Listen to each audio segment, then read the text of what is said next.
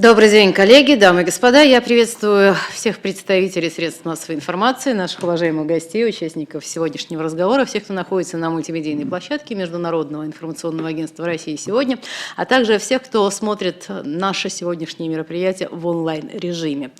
Сегодняшний круглый стол посвящен марш-броску на Приштину.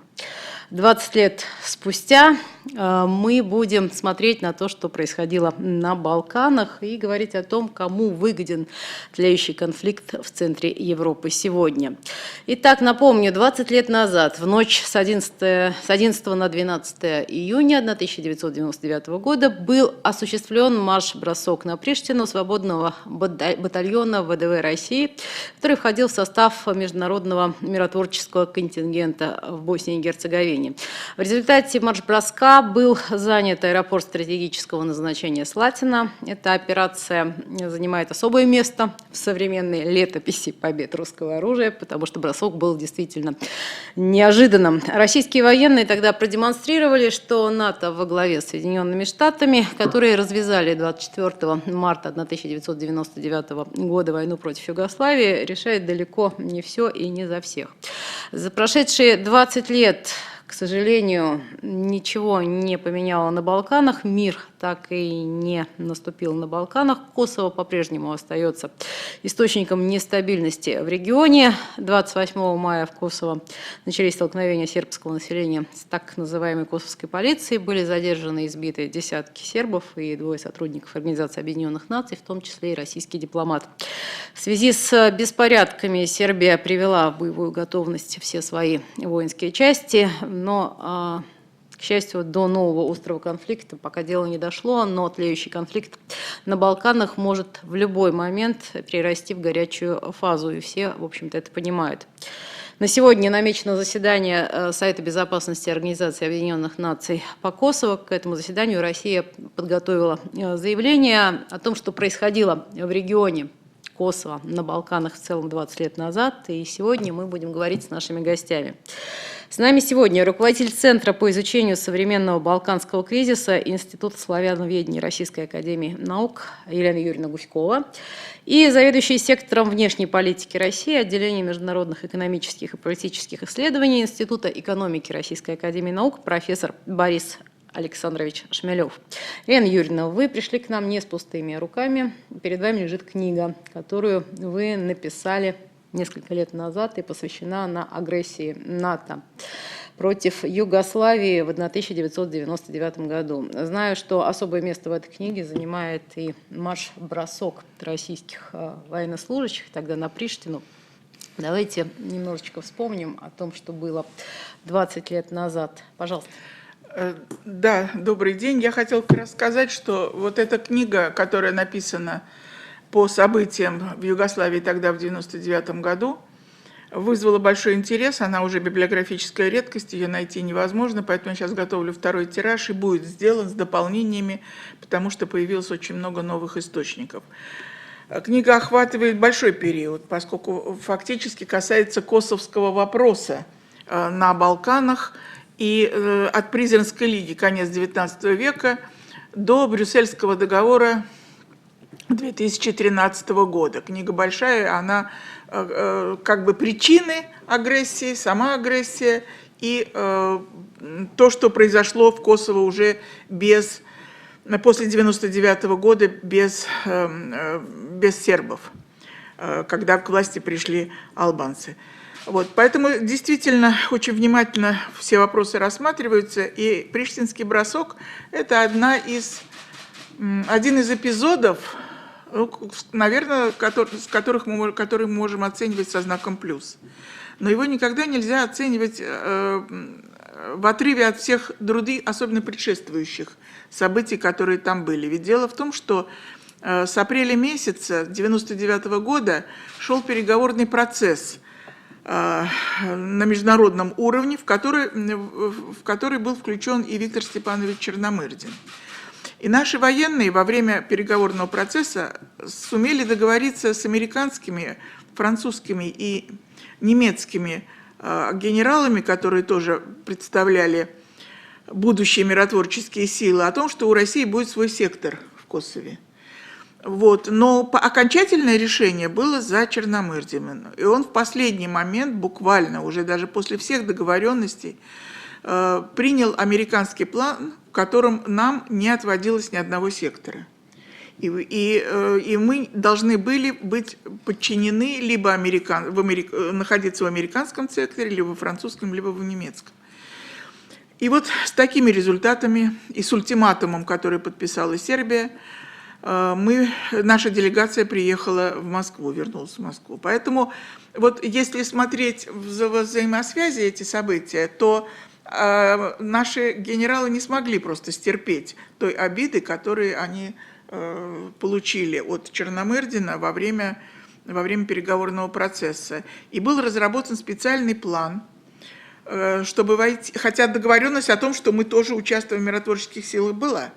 Но нам отводилась второстепенная роль. А вот если бы мы первыми вошли в Слатину на этот аэродром, заняли бы этот аэродром, все-таки мы каким-то образом, наверное, подняли свой престиж, и это было осуществлено. Это была операция, о которой знали очень немногие, но знал министр иностранных дел, знал президент, он был информирован, вот, но узкое руководство Генштаба, и все получилось до тех пор, пока политики не включились в осуществление этого плана. Второй этап не получился, когда должны были еще прилететь еще несколько тысяч наших десантников. Их не пропустили. Да. Не пропустили. Не только болгары. Дело в том, что румыны дали время с 5 до 7 утра. А даже этим временем наше руководство не воспользовалось. А болгары не пропустили, хотя многие военные оценивали, что можно было лететь и без предупреждения, без разрешения. Так что вот так, я не буду говорить о содержании, потому что сейчас уже 2 фильма по этому поводу сняты, и, наверное, все знают, как это все происходило, но о фильмах можно поговорить отдельно.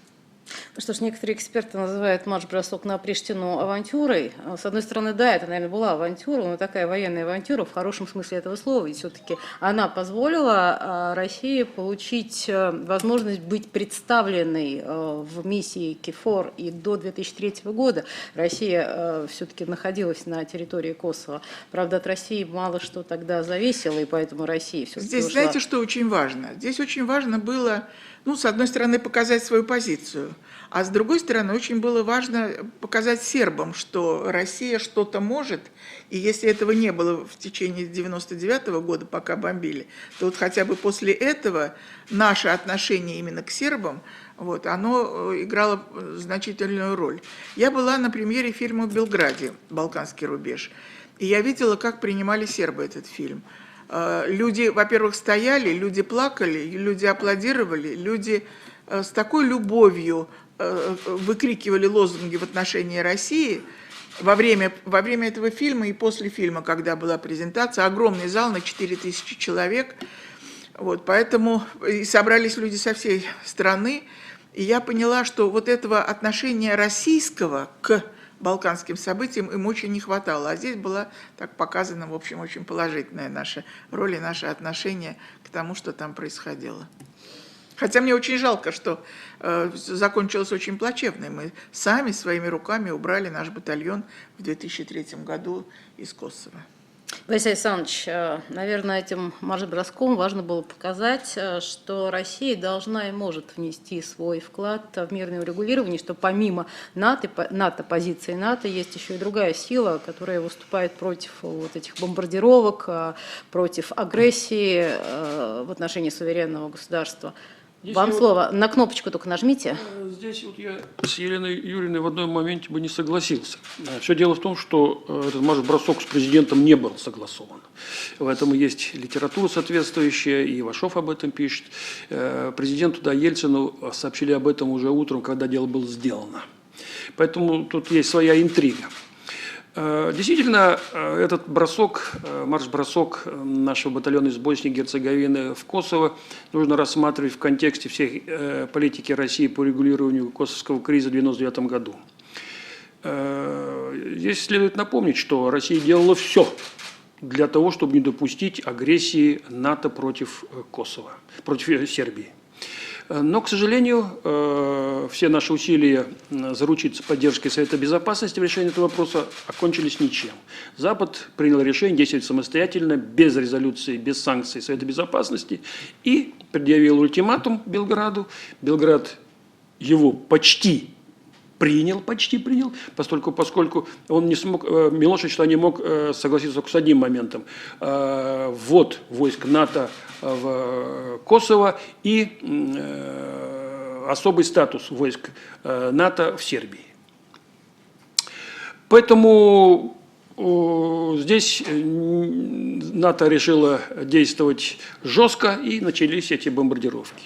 В ходе этой военной операции Россия пыталась что-то предпринимать с тем, чтобы прекратить эти бомбардировки, но позиции были очень слабы, и сделать она практически ничего не могла.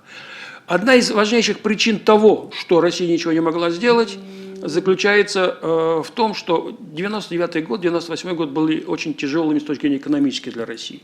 России крайне важно было получить кредит от МВФ. И Ельцин это понимало руководство страны, и об этом говорили Черномырдину, что ты, когда будешь решать там все эти вопросы в Белграде, ты имей в виду, что нам нельзя идти на обострение отношений с Западом, нам деньги нужны. Ситуация была крайне тяжелая. И это обуславливало нашу достаточно, такую противоречивую, я бы сказал, позицию в ходе всего этого конфликта в марте-мае 1999 года. Здесь, видимо, этот факт нужно учитывать. И для того, чтобы как-то поддержать дух сербов, для того, чтобы поддержать дух здесь и российских граждан, видимо, на уровне руководства армии был принято это решение совершить этот марш-бросок. Какое значение он имел в плане конкретно политическом? Я думаю, в плане политическом он не имел никакого значения. В плане стратегическом никакого, потому что туда пришли, это была, я хочу сказать, что это была зона ответственности французской. Не британской? Нет, французов была. И с французами пришлось договариваться. Пришли туда, в общем-то, мы в достаточно тяжелом положении, потому что не было продовольствия, там не было войны, с французами быстро договорились. Но здесь интересна реакция Запада на этот марш-бросок. Она очень любопытна, потому что тогда командующий войсками НАТО в Европе американский генерал Кларк Уэсли приказал командующему войсками НАТО в Косово генералу, как он сказал, выбросить русских из Слатины. На что тот ему ответил: меня сюда королева Англии направила не для того, чтобы я начинал Третью мировую войну. То есть все-таки удалось этот конфликт развязать, и дело до столкновения не дошло. Поэтому я бы в масштабе всех этих событий вокруг Косово и в самом Косово не стал бы преувеличивать значимость этого броска. В плане идеологическом, там, фильм поставить, это все, конечно, было интересно, и, может быть, это и нужно делать, но мы должны реально смотреть на значимость этого шага, на значимость этих действий. И затем, после того, как все это было сделано, все-таки мы освободили же этот аэродром, так, и туда вошли французы, которые контролировали его. А затем начались переговоры уже между Россией и странами НАТО, и в результате чего и Милошевич пошел на уступки, и была принята эта известная резолюция Совета Безопасности. В основу этой резолюции Совета Безопасности фактически были положены все положения ультиматума НАТО к Белграду. Деваться было некуда. И известно, не то что выражение Ельцина, то уж 10 июня 1999 года в Кельне состоялось заседание руководителей стран НАТО, стран ЕС и Ельцина. И там шел вопрос о предоставлении России нового кредита и о экономических отношениях с Западом. И позиция Москвы тогда была на этих переговорах: поругались, подрались вокруг Косово, и хватит. Косово не стоит того, чтобы Россия пошла на конфликт с Западом. И в общем и целом оно так и получилось, поскольку Косово в общем и целом, конечно, зарубку оставило в сознании и российских граждан, и российских политиков, и никто ничего не забыл, но тем не менее Россия не пошла на ухудшение отношений с Западом, не пошла на конфронтацию отношений с Западом. А дальше ситуация в Сербии и тогдашней так называемой Третьей Югославии стала быстро меняться, потому что потом свергли Милошевича, к власти пришли другие люди, и началась уже другая игра. Как это важно, не быть повязанной кредитами на Западе. Вот Василий Александрович сказал, что захват аэродрома в Слатине не имел ни политического, ни стратегического значения, но все-таки имел моральное значение, моральный дух, и для сербов, в общем-то, это как-то подняло, и для самих россиян, которые тогда тоже, в общем-то, были не в самой лучшей политической ситуации.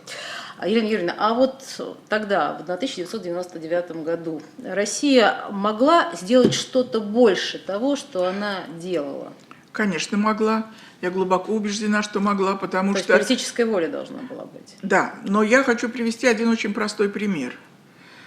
Ельцин, наш президент Борис Николаевич, однажды, когда постоянно призывал Запад к урегулированию политическими средствами возникший конфликт, и они не шли на это, и однажды он сказал: если вы не сделаете этого и не прислушаетесь к нашему мнению, мы развернем ракеты на Запад. Он только это сказал. Ничего сделано не было. Но при этом в Германии тут же все бомбоубежища привели в порядок, тут же поставили там свежую воду и сухари. То есть только одного слова было достаточно. Во всяком случае, Борис Николаевич в переговорном процессе с Западом участвовал не так много, как этого хотели, и был вполне управляем. Вот очень интересные мемуары по этому вопросу читаем, значит, мемуары Клинтона, мемуары Мадлен Олбрайт, и всех, кто участвовал в переговорном процессе, они все оценивают как раз Бориса Николаевича как человека, которым можно управлять. Иногда им было невозможно управлять, но, как правило, они знали методику, как можно с ним договариваться. И для него действительно было очень важно не нарушить то сложившееся равновесие в отношениях между Западом и Россией. Но в то же время он все время взбрыкивался, когда понимал, что нас просто не слышат, не уважают. Вот что касается марш-броска и позиции Ельцина, значит, там ситуация была интересная.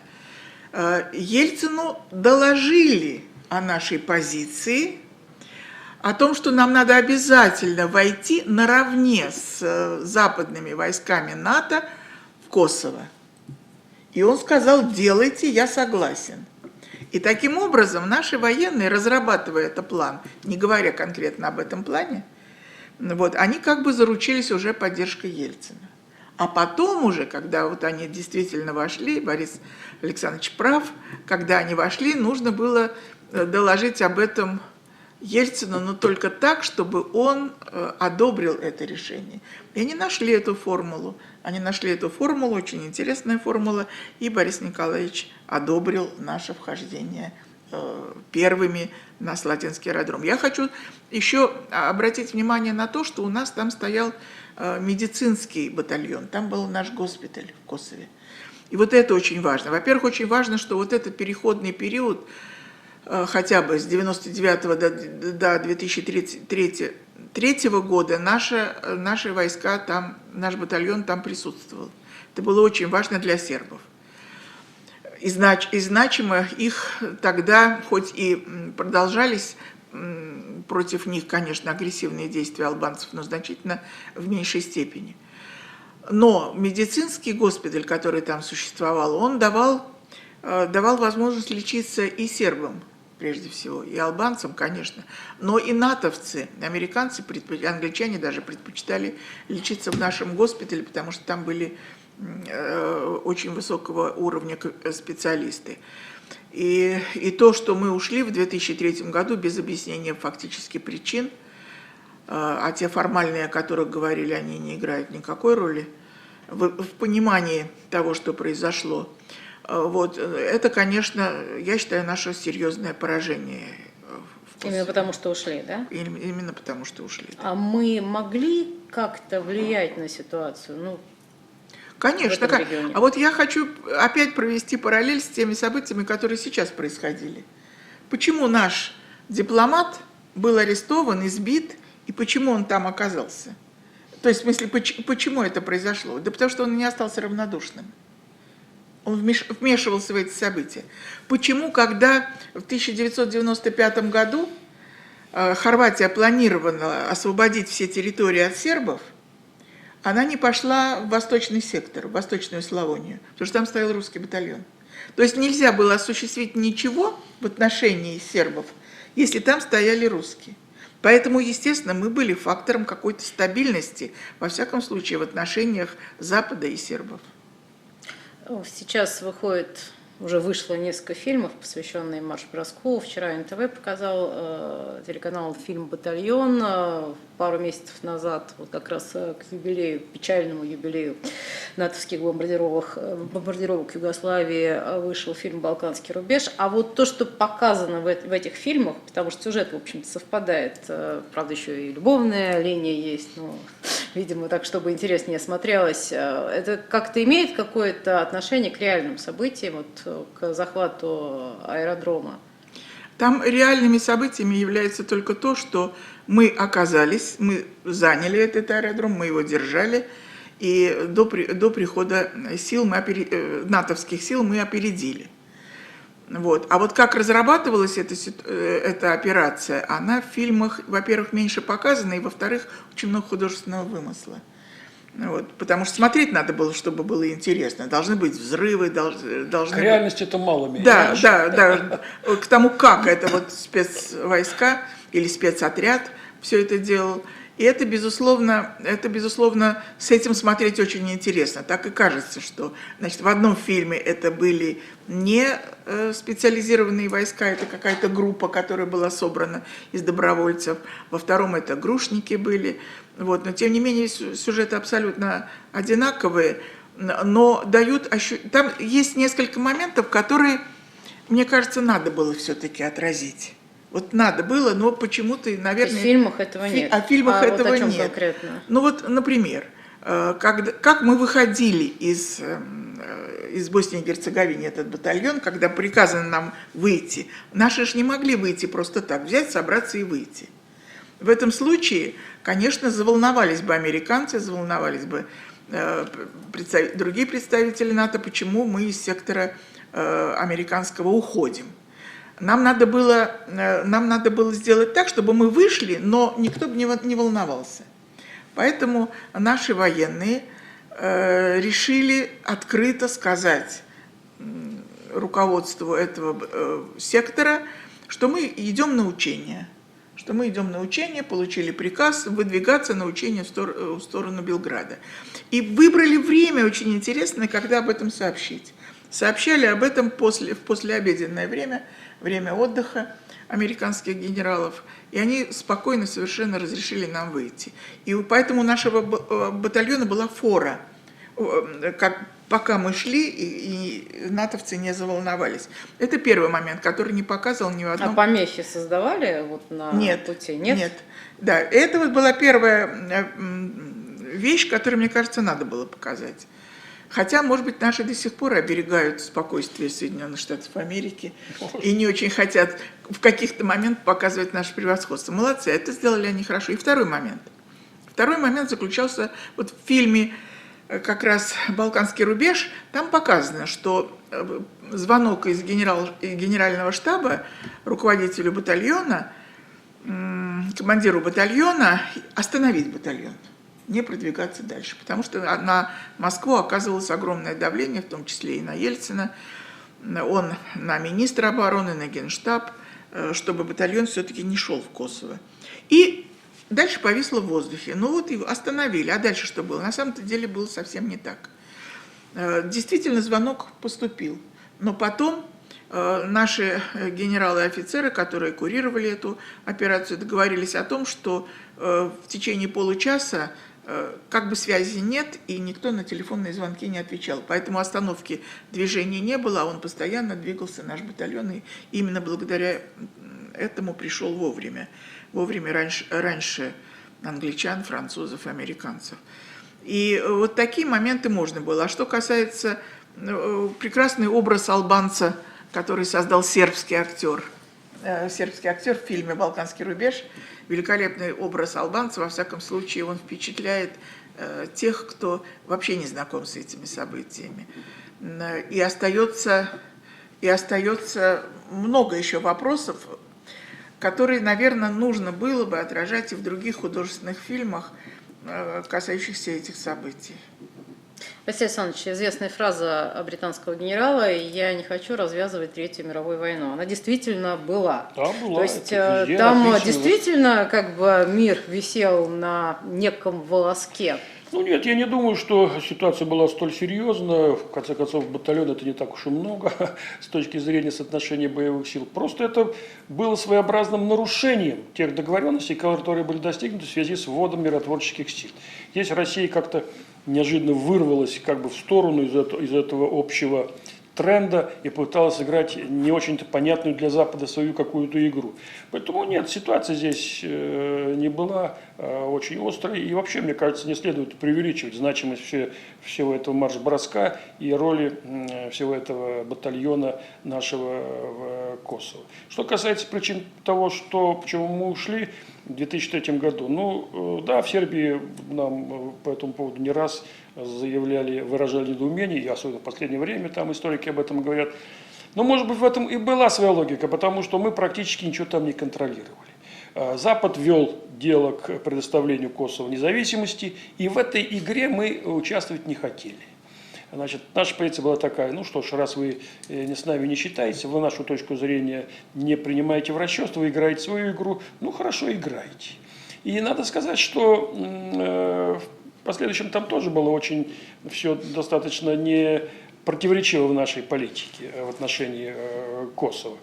Ведь в 2005 году, в 2004 году была так называемая контактная группа по Косово.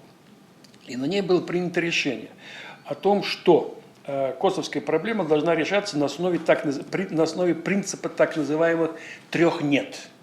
Нет возврата в ситуации в Косово до 1999 года, то есть то, что было при Милошевиче. Нет раздела Косово и нет изменения границ Косово. Вот эти три принципа так называемых 3 «нет», он был положен в основу политики Запада и России в отношении косовской проблемы. Затем обсуждался вопрос о том, каково будущее Косово. И было принято решение, что прежде чем определять статус Косово в будущем, нужно сначала наладить работу демократических институтов в Косово. Прежде чем решать вопрос о статусе, нужно наладить нормальную жизнь. И только потом уже приступать к определению статуса. Но неожиданно ситуация через год изменилась, и в том числе и Россия эту ситуацию поддержала, этот принцип поддержала. Сначала надо разобраться со статусом, а уже потом решать вопросы, касающиеся функционирования институтов демократии в Косово. И тогда был взят курс на провозглашение независимости Косово. Потом уже там были возмущения и прочее, прочее. Но такова история, это все документы эти есть. Могла ли Россия что-либо сделать для того, чтобы не допустить агрессии Запада в отношении Косово? Югославии? Нет, Югославии, да. Югославии и этой бомбардировки. Накануне начала этих бомбардировок, а Запад об этом уже нам прямо заявил и предупредил нас об этом, Ельцин заявил в одном из своих выступлений: мы Косово в обиду не дадим. Югославию? Нет, он сказал Косово. Мы Косово в обиду, да, мы Косово в обиду не дадим. То есть мы не позволим. Как часть Югославии? Да, как часть Югославии. Мы не дадим. Он именно так сказал: Косово. То есть мы встанем на защиту Белграда и так называемой Третьей Югославии в ее противостоянии Западу. И здесь у нас и в печати этот вопрос обсуждался. Были лихие головы, которые говорили: давайте пошлем туда флот в Адриатическое море, к берегам Черногории, там встанем рядом с американским флотом и не позволим им там хозяйничать. Но когда посмотрели на реальные возможности, выяснилось, что ничего особенного не было. Армия находилась в тяжелом положении. Финансы находились в тяжелом положении. Экономика была в тяжелом положении. Была масса проблем. И политика – это в конечном счете соотношение сил. Это баланс сил. Если ты чувствуешь за собой силу, ты ведешь себя соответствующим образом. Если силы нет, то ты делаешь только там какое-нибудь 125-е заявление с протестом. Вот в 1999 году сил не было. И для того, чтобы стукнуть кулаком по столу и сказать: прекратите вашу политику, ваши действия, мы не могли, потому что сил не было. Это потом вот у нас уже появились силы, и мы могли и можем себе позволить собственную политику и собственную политическую линию в Сирии проводить. Это, если бы сегодня начали бомбить. Да, если бы сегодня, это был бы другой разговор. Это сегодня мы можем в Венесуэле вести себя сравнительно независимо. Это сегодня мы можем там разговаривать с Западом по-другому относительно украинского кризиса. Мы тут селенок подобрали, поднакопили. А тогда ничего не было. И задача была руководства страны в том, чтобы из-за Косово, из-за косовского кризиса, из-за Югославии не войти в клинч с Западом. Это была главная задача. Деньги нужны были.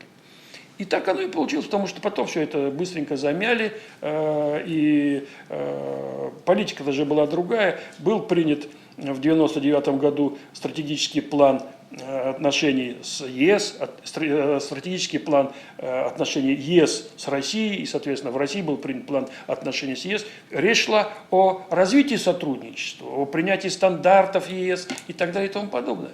И ясно, что из-за Косово здесь, в Москве, не хотели ломать всю эту политику, не хотели отказываться от своих интересов. Поэтому возможности у нас влиять на ситуацию в Косово и на политику Запада в отношении Косово не было, и они были, во всяком случае, очень ограничены. И так она, жизнь потом это все и показала. Но мне бы хотелось добавить, что очень интересна была реакция российского общества на эти события. Вот я об этом много анализировала, поднимала газеты, журналы, прессу. У нас ведь от Владивостока до Калининграда народ поднялся на демонстрации в защиту сербов против... Когда бомбить стали. Когда стали бомбить, да, против агрессии НАТО. И помните, может быть, кто-то помнит, демонстрации около американского посольства и всех посольств стран-членов НАТО в Москве. Это были постоянные демонстрации. Студенты шли под лозунгами: сегодня вместо философии вместо политологии мы изучаем политику перед американским посольством. Нет агрессии НАТО против Югославии. И вот этот порыв, он был удивителен даже для нашей власти. И во время этого порыва, это первые дни агрессии, тогда руководство страны не могло сказать, вернее, не могло поддержать натовцев. Они поддерживали именно эти движения. Я помню, как мне звонили знакомые даже из Соединенных Штатов Америки и говорили: пожалуйста, продолжайте демонстрации, потому что у нас их показывают по телевизору, ваши демонстрации. А это дает нам надежду, что, может быть, и наши прекратят агрессию. Но, да, и были еще большие списки добровольцев. Некоторые наши генералы готовы были возглавить вот это добровольческое движение и послать наших добровольцев туда, в Косово. Вот. Но очень быстро, вот очень опять интересно читать мемуары наших американских коллег, которые пишут о том, что они разрабатывали план, как сделать так, чтобы усмирить Россию, чтобы перенаправить ее энергию в другое русло. И давление, конечно, прежде всего оказывалось на руководство страны, на Бориса Николаевича, на министра иностранных дел. Было давление и на наших военных, но и совершенно неожиданно они достигли успеха. Совершенно неожиданно была, я думаю, что это провокация была устроена, и после этого запретили абсолютно все демонстрации в Москве и даже перекрыли улицы перед посольством Югославии. Потому что люди шли туда, несли деньги, несли золото, несли слова поддержки. Вот все было перекрыто абсолютно. И я помню, что я в один из вот этих дней участвовала в передаче на радио, и был прямой эфир, и мы рассказывали о нашем отношении к событиям и ждали звонков. И вдруг позвонил один священник, и он сказал, что мы, священники Москвы и Московской области, с молитвами и с зажженными свечами решили пройти мимо американского посольства с посылом мира, а не войны. И когда они собрались около американского посольства и пошли с молитвами вдоль Садового кольца, тут же приехал наш спецназ, автобус священников всех забрали в автобус и начали избивать. И мне священник задает вопрос: скажите, пожалуйста, почему это происходит и как это надо оценивать? Вот что было сделано со стороны наших властей для того, чтобы полностью смирить ситуацию там. Значит, наши власти активно участвовали, занимались как раз вопросами тем, как можно, с одной стороны, сопротивляться этому процессу, а с другой стороны, не нарушить отношения с Соединенными Штатами Америки.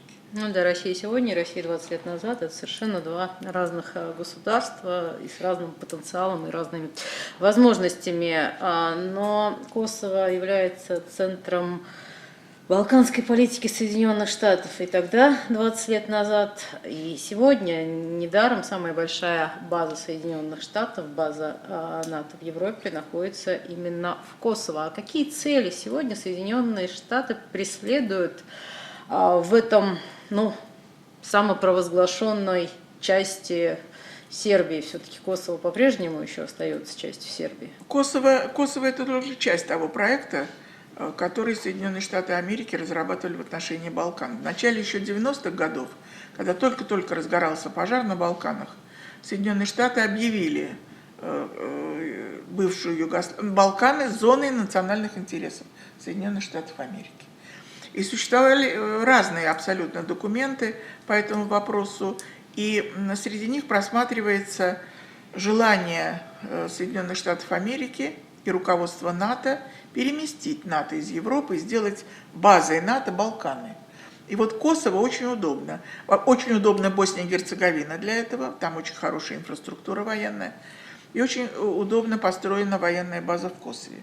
Если Косово будет принадлежать, вернее, входить в состав Сербии, то продолжение ее проблематично, продолжение ее существования проблематично, потому что какое руководство будет в Сербии, оно может не продлить аренду земли. Поэтому дальше возник проект независимости Косово, который американцы очень поддерживали, потому что в этом случае, конечно, они бы разместились здесь навсегда. Но не получилось сразу, опять не получилось из-за упрямства сербов, опять не получилось из-за нашего упрямства. Мы, когда вот уже в 2006 и 2007 году обсуждался вариант развития событий в Косове и ее международного решения, и Россия активно участвовала в этом процессе, мы участвовали в переговорном процессе, и мы участвовали в специальных группах, которые оценивали ситуацию в Косово и Метохии, то мы тогда были впервые в Совете Безопасности, выступали против плана Ахтисаари, который фактически провозглашал независимость, или приближал и потом провозглашал независимость Косово. Поэтому американцы по-разному пытались войти силой вот через план Ахтисаари, и поддерживая все оппозиционные движения в разных странах, в том числе и в Боснии и Герцеговине, и в самой Югославии, Черногорию помогли отделить и в НАТО. Поэтому этот процесс задержался, но мне кажется, что у Соединенных Штатов есть именно такая стратегическая задача. Руководство самопровозглашенного Косово сейчас усиливает шантаж Брюсселя, заявляя, что если Европейский Союз продолжит изоляцию республики, то они будут рассматривать возможность проведения референдума по объединению Косово с Албанией. Василий Александрович, как бы вы прокомментировали подобные заявления и к чему это может привести? Я думаю, что после вот этих вот событий, связанных с югославским кризисом, с распадом Югославии, после бомбежки Косово в 1999 году, после того, как большая часть постюгославских государств вступила в НАТО или хочет вступить в НАТО, центральной проблемой балканской безопасности является, как мне кажется, так называемый албанский вопрос. Дело все в том, что албанцы в Косово, как ни странно, в первую очередь в Косово, выступают за создание единого албанского государства в этнических границах. Ну, то есть некой Великой Албании. Некой Великой Албании. Да, это старая тема, это старая политика. И, кстати говоря, такая Великая Албания была в свое время создана. В 1941-1943 годах она существовала под эгидой Муссолини. Затем, когда Италия в сентябре 1943 года капитулировала, эта Великая Албания распалась. Но идея Великой Албании, она все время существует. И эта идея очень опасная. К ней относятся, в общем, достаточно скептически и в Европе, да и на Балканах. А тем не менее, мне кажется, что эту проблему надо принимать всерьез. И эта проблема является сейчас, как мне представляется, центральной на Балканах. Потому что значит создание Великой Албании? Создание Великой Албании – это значит не только объединение Косово и Албании.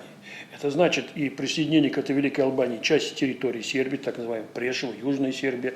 Это присоединение части Черногории, это отсоединение части Македонии. Я уж не говорю, даже там и Греция зависает. То есть это гигантский передел границ на Балканах, а любой передел границ, как мы видим, это война.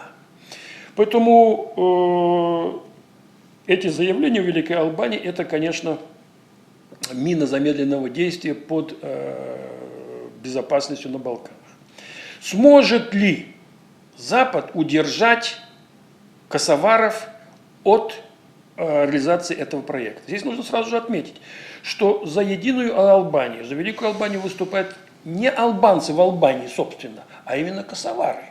Именно в Косово эта идея получает наибольшее распространение, не получила наибольшее распространение. Это началось, наверное, еще лет 7-8 тому назад, когда была создана целая партия, которая провозгласила эту программу создания Великой Албании. К ней, когда вот я вспоминаю, я разговаривал с своими коллегами на Балканах по этому вопросу, к ней многие относились скептически. Да что, не может этого быть, это нереально в 21 веке. А жизнь показывает, что это очень даже реально. Сможет ли Запад удержать под контролем ситуацию в Косово и под контролем вот эту вот реализацию этой идеи Великой Албании или нет? Как он к ней относится и отнесется? По существу, конечно, в руках НАТО и ЕС, в руках американцев находятся все эти процессы. И они контролируют Косово жестко, и без их ведома, без их согласия там мало что может произойти. Конечно, косовары, руководство Косово может выдвигать всякого рода ультиматумы, может чем-то там грозить, но это все смешно. Это как ребенок может родителям грозить пальчиком, что вот он пойдет себе отморозит уши, если ему не купит мороженого. Поэтому я не очень серьезно отношусь к этим заявлениям об ультиматумах. Ну хорошо, пройдете вы там референдум, вы можете пройти что угодно. Так, но последствия будут определяться только политикой Запада. С этой точки зрения стоит этот вопрос. Западу нужна эта Великая Албания? Вот мне кажется, на сегодняшний день отношение к этой идее Великой Албании на Западе отрицательное. Это все взрывает. Взрывает всю ситуацию на Балканах, а в Европе и так проблем хватает. 2 года тому назад в Соединенных Штатах Америки был опубликован очень интересный документ, называется «Стратегия США на Балканах». И из чего исходила эта стратегия? На что она была направлена? Она, конечно, в общем целом ориентировалась на реализацию геополитических интересов США. А геополитические интересы США с точки зрения Вашингтона требовали ослабления, минимализации влияния России на Балканах. И с этой точки зрения нужно было делать все для того, чтобы не допустить роста этого влияния. Ну, будем прямо говорить, что да, американцы в этом плане достигли немало. На сегодняшний день единственное, с кем мы можем сотрудничать, на кого можем опираться, рассчитывать на поддержку, это Сербия, это Белград. И Баня-Лука. Баня-Лука, она как бы часть все-таки государства, это Босния и Герцеговина. То есть мы можем рассчитывать здесь, грубо говоря, на сербов, потому что и среди сербов тут различные есть движения, различные есть подходы, взгляды относительно сотрудничества с Россией. Так вот, с этой точки зрения, мне кажется, что идея Великой Албании может быть поддержана Западом только в том случае, если резко пойдет усиление влияния России на Балканах. Вот для того, чтобы это влияние нейтрализовать, как один из способов, может быть поддержана и эта идея. То есть это все приведет вообще к взрыву ситуации на Балканах. Но мне кажется, что ситуация в этом плане не развивается, в этом направлении не развивается. Американцам не грозит резкое усиление позиции России, к сожалению, на Балканах, потому что пока все развивается в другом направлении. И с этой точки зрения, как я уже сказал, нет оснований у Запада поддерживать эту идею Великой Албании. Возможно, эта идея сейчас еще так раскручивается для того, чтобы...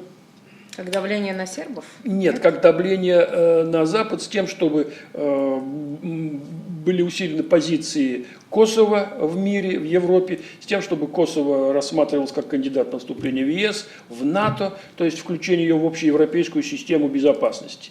То есть, как бы Запад говорят, вот если вы нас не возьмете туда, и не возьмете на свое содержание, так, то мы можем вот таким образом шалить и создать вам массу проблем. А там в рамках этой системы европейской безопасности, в рамках НАТО, ЕС, мы как бы будем играть по тем правилам, которые вы нам предлагаете. Этот вариант вот он тоже, видимо, существует, и его нельзя исключать из нашего анализа. Что касается давления на Сербию, то это тоже, в общем-то, элемент большой политики со стороны Приштины, если можно говорить вообще о большой политике со стороны Косово. Но тем не менее, естественно, косовары, косовское руководство, оно борется за то, чтобы получить согласие Белграда на провозглашение своего независимого государства, с тем, чтобы не только фактически иметь эту независимость, но и формально ее оформить. Но это очень сложный вопрос, который, видимо, в ближайшие годы не будет решен, поскольку хотя настроение в сербском обществе меняется в отношении Косово, и там понимают реалии, тем не менее, все-таки подавляющее большинство населения относится к потере Косово с юридической точки зрения резко отрицательно. И ни одно правительство сербское на это сейчас не может пойти, иначе оно просто лишится власти, и в стране начнется большое возмущение. Это раз. Во-вторых, сербская конституция, принятая в 2006 году, указывает на то, что любой, кто признает независимость Косово и откажется от рассмотрения Косово как составной части сербского государства, должен быть подвергнут уголовному преследованию, независимо от своей должности, президенты, премьер-министр или кто-либо иной. То есть для того, чтобы Белград пошел на признание Косово в качестве независимого государства, нужно менять Конституцию. Конституцию надо менять на основе очень сложного переговорного процесса, поиска баланса интересов между различными партиями. Это тоже практически невозможно в обозримом будущем. Поэтому с этой точки зрения мне кажется, что Белград здесь далеко тоже идти не может, у него руки связаны. Хотя вот Вучич, как мы знаем, говорил о том, что надо исходить из того, что из реалий, что да, видимо, вот Косово уже не будет контролироваться со стороны Сербии. Но оформить это юридически Сербия в настоящее время и сербское руководство, и тоже президент не в состоянии. Ну, до осени прошлого года все-таки Косово и Сербия вели переговоры между собой, ну, как бы при посредничестве Европейского Союза, который, по сути, обещал и Косово, и Сербии членство в Европейском Союзе, если они нормализуют свои отношения. Только заградительные пошлины, которые вело Косово, ну, собственно, поставили крест на этих переговорах. И сербы не готовы к ним возвращаться, пока пошлины не будут сняты. Елена Юрьевна, вот в нынешней ситуации, которая сложилась вокруг Косово, вот в связи со всякими этими провокационными заявлениями косовских властей, в связи с недавними погромами, которые были на севере Косово против сербского населения, взрыв ситуации на Балканах из-за Косово вот на настоящий момент возможен? Вот мне кажется, что все, что происходит сегодня в Косове и около этого вопроса, это желание албанцев как можно быстрее получить статус независимого государства. Нужно только решение Белграда. Не владея дипломатическими методами, не имея такого большого опыта в политических делах, они могут что? Они могут убивать, они могут запугивать, они могут арестовывать. И только такими способами в последнее время они и действуют. Эти все действия направлены на то, не на то, чтобы развязать войну, а на то, чтобы заставить Белград признать независимость Косово. И вот, кстати, то, что они сейчас говорят о референдуме, это ведь тоже они пытаются именно в этом русле действовать, потому что многие, когда сравнивали Крым и Косово, говорили, в Крыму был референдум, в Косове нет. Так они теперь готовы референдум провести для того, чтобы показать волю народа албанского, который там живет, к независимости. А сербская часть Косово в референдуме... Нет, они будут участвовать. Может быть, имеют право участвовать. Имеют право участвовать, но их там очень мало. В общем, большинство будет, конечно, за независимость. Мне кажется, что ситуация там не совсем уже тупиковая, потому что давление на Белград оказывается такое большое, что Белград уже склонен открыто говорить о том, что выбора у Белграда нет. Или затягивать процесс этот на долгие годы, что, опять же, не является политическим решением, либо принимать политическое решение. И уже в речи Александра Вучича 2 дня Скупщина обсуждала этот вопрос в Белграде, и президент откровенно сказал, что как только будут сняты пошлины, которые ввели косовары, то придется принимать очень неблагоприятное решение для Сербии. И главное, что он сказал, что наш бой за Косово проигран.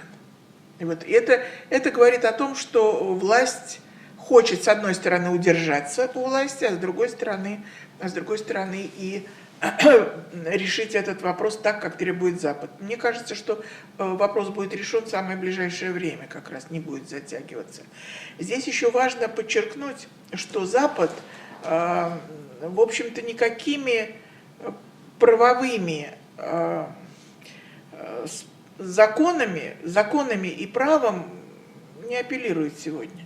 Для них абсолютно все равно. Есть записано в Конституции, не записано в Конституции, и перепишите. Для нас примером может являться Македония, когда в 2001 году их заставили переписать Конституцию совершенно спокойно, хотя все македонцы были против. Вот, поэтому это возможно. И вот эти методы, которыми сегодня пользуется Запад, они очень... Это шито белыми нитками, их просчитать можно легко. Вот уже с ноября месяца по улицам Белграда ходит якобы оппозиция и оказывает огромное давление на власть с единственным лозунгом – снять Вучича, отстранить Вучича от власти. Что это такое? В этих демонстрациях нет разговора о независимости Косово. В этих демонстрациях, хотя там участвуют совершенно различные представители различных партий и движений, там нет разговора о социальных правах, там нет не поставлены вопросы о пенсиях. Абсолютно. Там только один лозунг, с которым согласились все – отстранить Вучича от власти. Что это такое? Это давление на руководство страны, чтобы признать независимость Косово. Я глубоко убеждена, как только будет этот акт совершен, то и движение по улицам Белграда прекратится. Поэтому, когда мы говорим о том, будет ли там очень серьезный взрыв или военное столкновение, то мне кажется, что не будет. Потому что у Белграда нет никакой возможности перейти границу с Косовом и решать этот вопрос военным путем. Резолюция 1244. И резолюция 1244. Нет, резолюция 1244 говорит о том, что Косово является составной частью Югославии.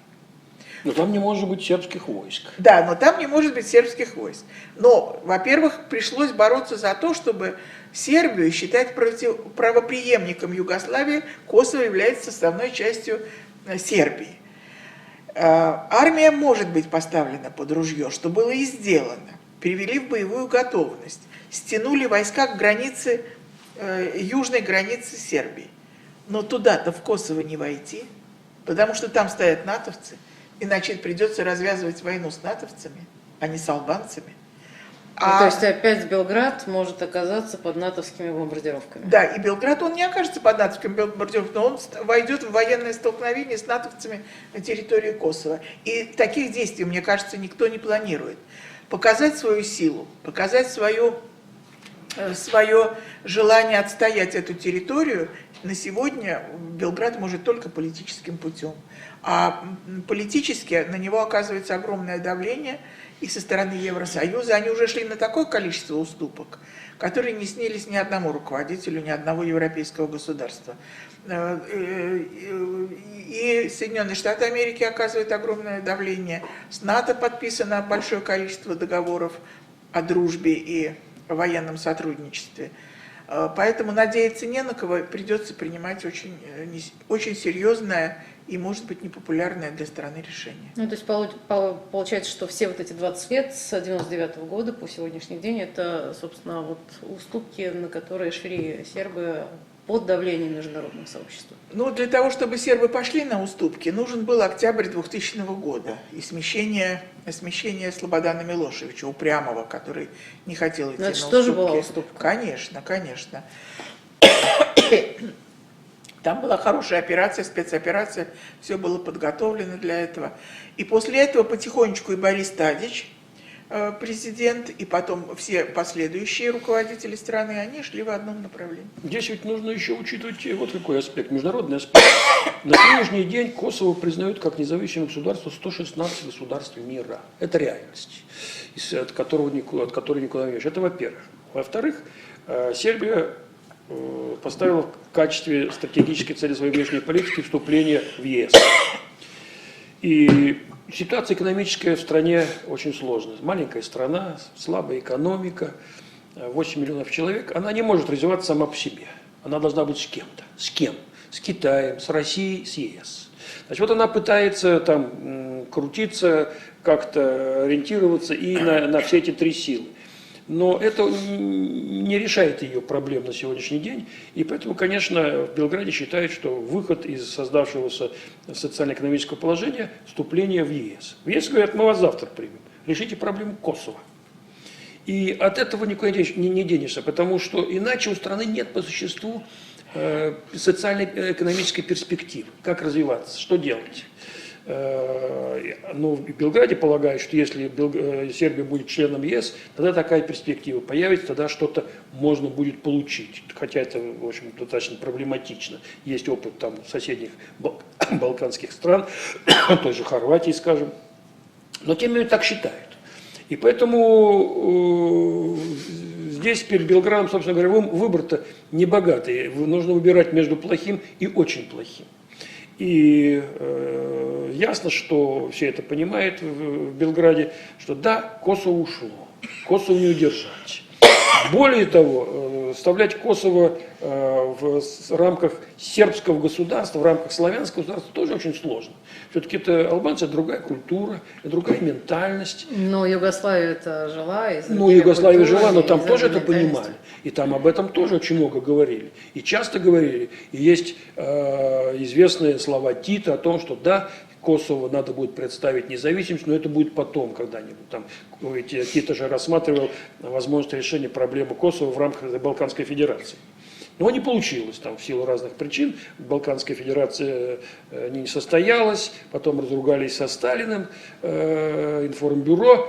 И Косово держали до примерно 1965 года под очень жестким контролем в результате вот этой политики, так называемого, в результате политики Ранковича, тогдашнего министра. Ну, то есть сильная центральная власть, которая была все держала. А потом, с 1965 года, когда Ранковича убрали и пресс над Косово ослаб, там начались эти движения за предоставление им все больше самостоятельности. Вначале как бы они выступали с требованием предоставления им статуса седьмой так называемой республики в рамках союзной Югославии, а затем дело уже пошло вот к борьбе за независимость, за создание своего собственного независимого государства. Это программа, принятая лидерами албанского национального движения в 1988 году. И она, в общем-то, осуществляется, осуществлена. Благодаря, в том числе и в первую очередь, вернее, даже, благодаря поддержке Запада. Ну, мне хочется добавить, что признание независимости Косово – это очень опасный прецедент был. Очень опасный, потому что только мы знаем, что в 2000 и в 2001 году албанцы на юге Сербии и албанцы в Македонии уже поднимались на восстание вооруженное. И как только Косово получит независимость, это будет сигналом к другому восстанию, ко второму, скажем так, восстанию на юге Сербии, это Прешево, Медведжье, Буяново, 3 района, и в Македонии обязательно. То есть дестабилизация ситуации... Нет, они тоже будут стремиться к Косову. То есть это будет сигналом для объединения Косово. То, о чем Борис Александрович говорил, что этот план, он существует, план давно сделан, а этот факт признания независимости, он даст сигнал тем, кто уже готов подняться и объединиться. И я, например, участвовал в нескольких дискуссиях с европейскими парламентариями по поводу Косово, и меня поражало, что они вперед, допустим, даже на 10 шагов никогда не думали, когда задавали им вопрос. Как 10 на 2 не думают. Да, и на 2. Мне хочется сказать, что надо бы на 100 шагов думать, а они даже на 2 шага не думают, потому что я спрашивала, хочет ли Европа иметь большое албанское государство и передел границ в Европе. Они говорят, нас это не интересует, главное признать независимость Косово. И поэтому такое впечатление, что они не очень понимают, что это будет для них означать, либо участвуют в тех процессах, которые на албанских территориях имеют место, имеют с этого, видимо, какую-то прибыль.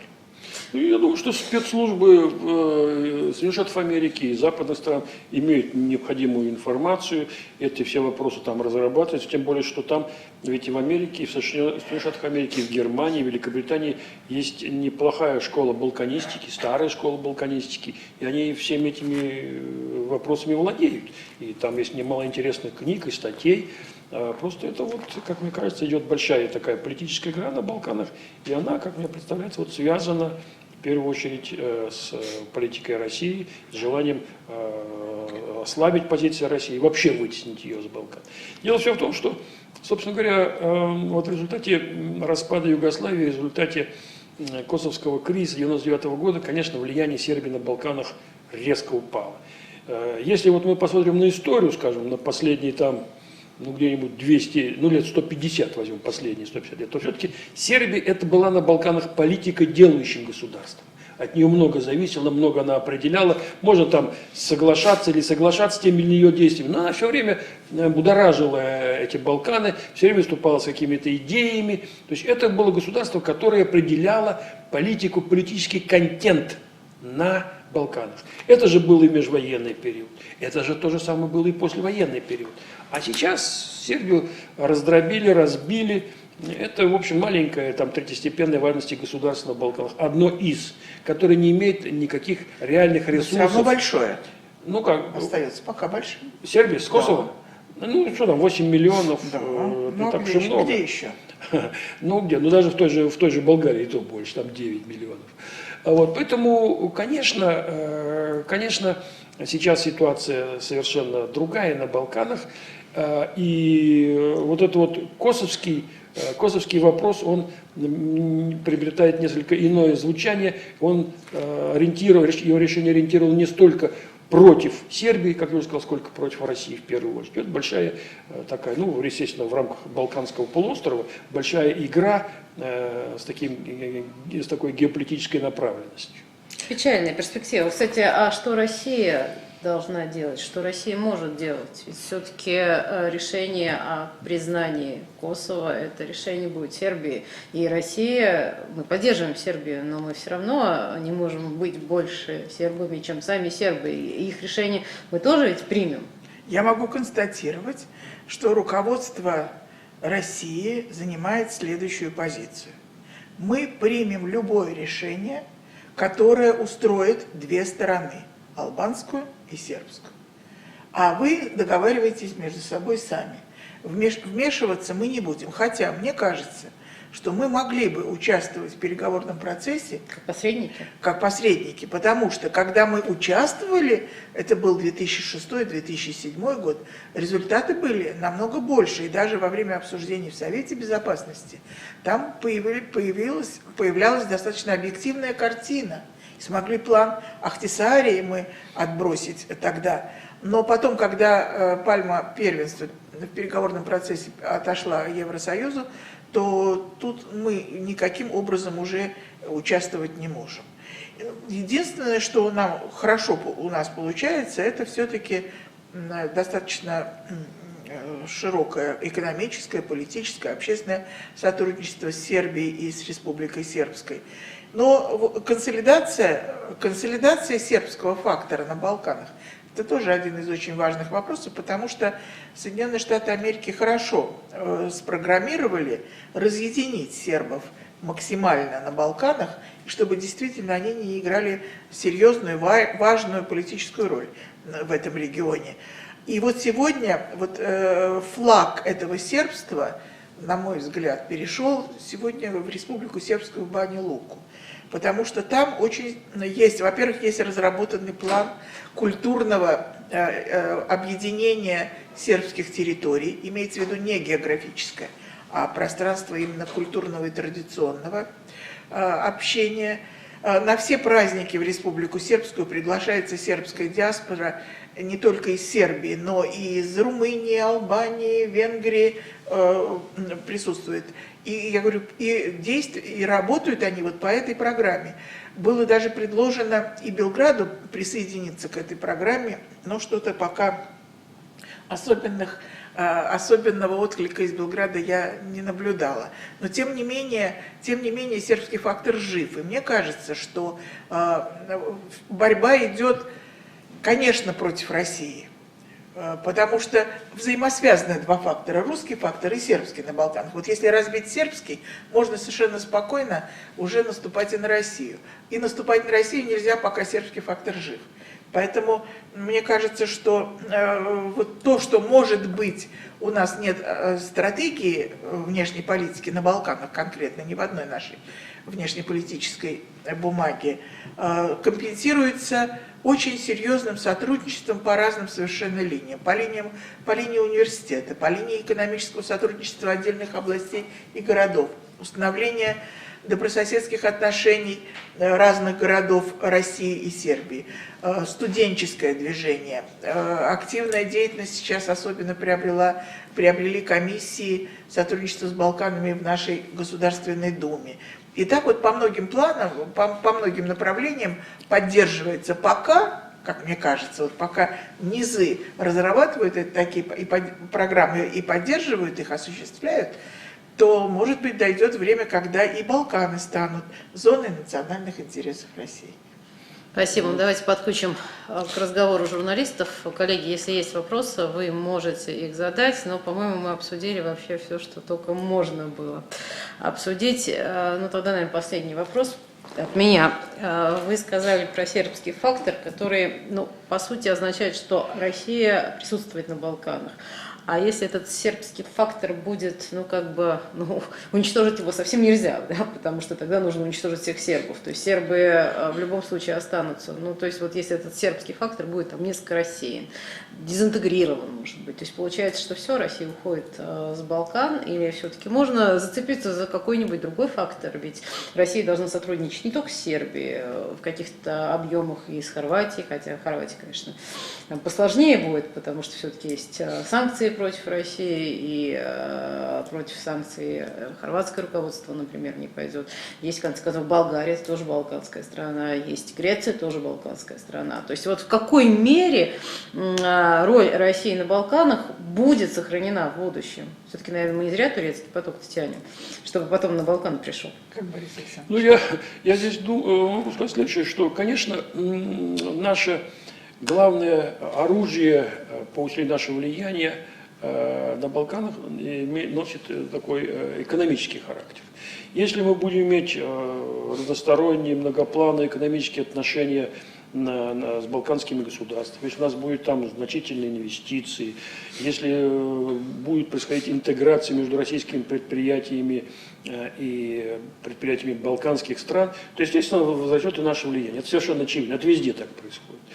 На сегодняшний день мы ставку делаем на энергоресурсы. Через газопровод вот этот вот, который мы в свое время планировали в виде Южного потока, но потом он сорвался. Сейчас как ответвление будет от турецкого потока. Мы рассчитываем, конечно, укрепить свои позиции на Балканах. Ну, это все дело достаточно далекого будущего. Масса проблем Ну, не такого уж далекого. Ну, не скажите, возникает не так все просто и с турецким потоком, не так все просто и с продлением этого турецкого потока через Балканы. Вот масса вопросов, просто это как бы не входит в тематику нашей.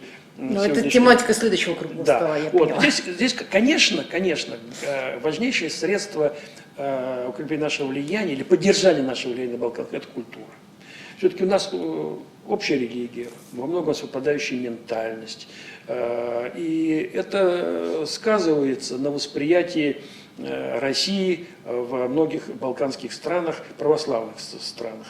Мы это видим, например, в первую очередь в Сербии, о Черногории, хотя Черногория там и стала членом НАТО, и мы там очень болезненно это прореагировали, но тем не менее в самой Черногории черногорцы относятся и к России, и к русским очень хорошо.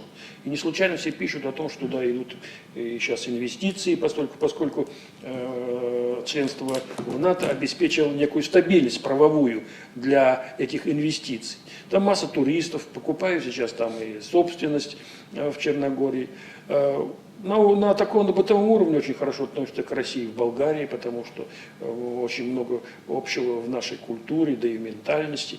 То есть здесь роль культуры, она огромна.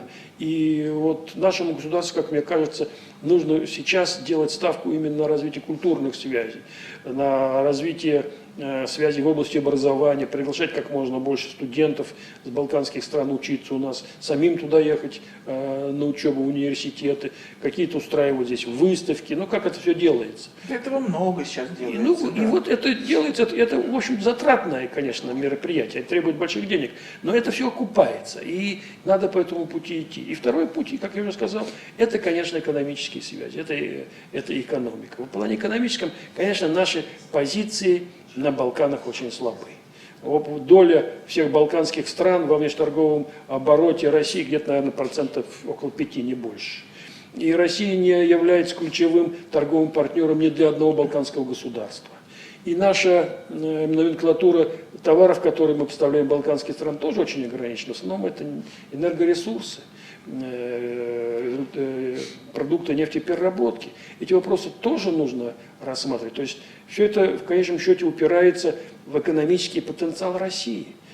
Ну да, мы поставляем там в Сербию современное оружие, там, но это мало. Этого мало в современных условиях. Здесь нужно исходить вот из экономических возможностей России.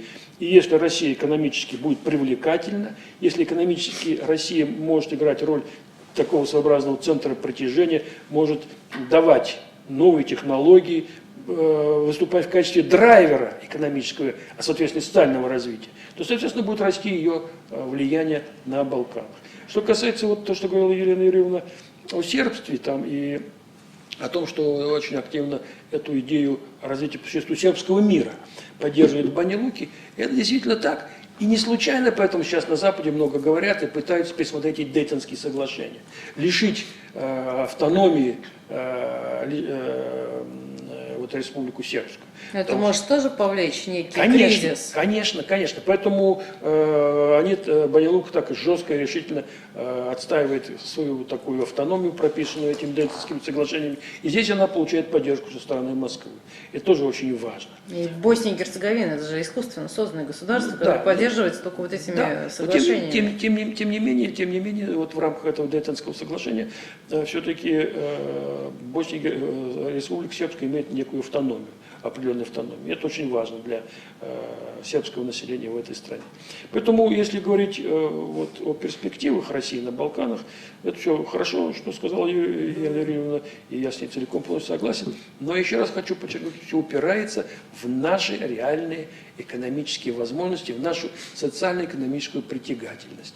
Что мы реально можем предложить Сербии? Что мы можем реально дать Сербии такого, чего им не может дать, скажем, ЕС? Если Белград бы выбирал между Москвой и Брюсселем, то, я думаю, он, безусловно, принял бы сторону Москвы.